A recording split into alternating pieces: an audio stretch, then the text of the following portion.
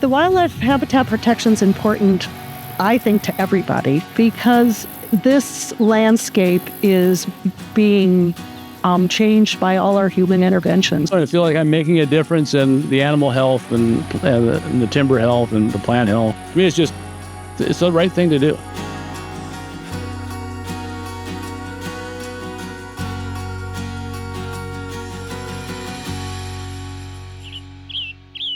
Across the landscape, we are talking a lot about healthy forest. And I would maintain that a healthy forest includes all of the ecosystem. So it's almost like ecosystem health as well as forest health. And forest health is often revolved around spacing trees out so they're drought resistant.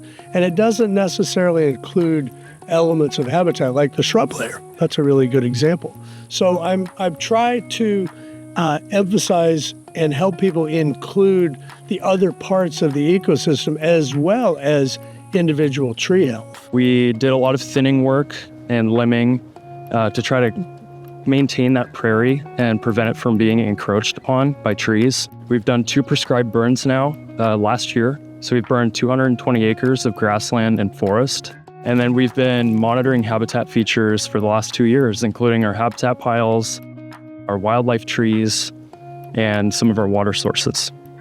This is a habitat pile. This is intentionally created for wildlife habitat, using a base of larger logs that are kind of chaotically built together. And then we top it with a layer of slash or fine branches that provides cover, thermal cover, and visual cover. So these are mainly intended to house small mammals, reptiles, birds, and we've documented over 25 species using these with our cameras. DNR has helped us in our forest work with cost share. They help with the wildfire prevention work that we all need to pay attention to because we're prime wildfire locations. We're in essence trying to turn the forest back into stands that can withstand low-intensity fire.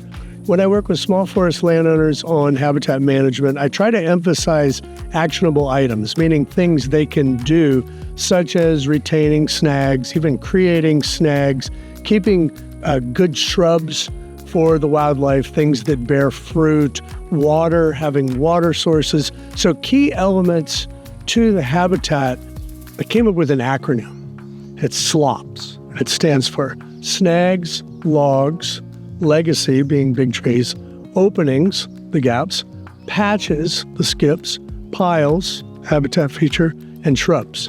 SLOPS, snags, logs, legacy, openings, patches, piles, and shrubs. And these are applied appropriately at appropriate scale. While we're dealing with all this material, we can create a habitat feature that gets used by tons of stuff. And shrubs, the shrub layer, the really valuable habitat.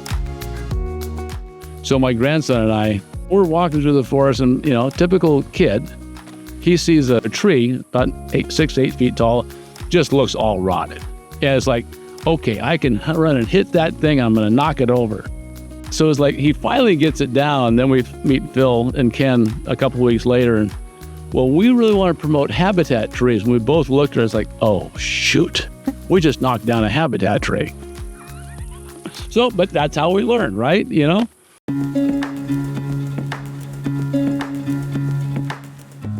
There are enough studies and evidence that more cost share for wildlife habitat piles would be a great way to use woody material in the forests after we do our thinnings and tree selection for wildlife trees and that sort of thing. And the service foresters are excellent. We have such a cadre of just professionals who are very interested in wildlife too. And so I try to help them.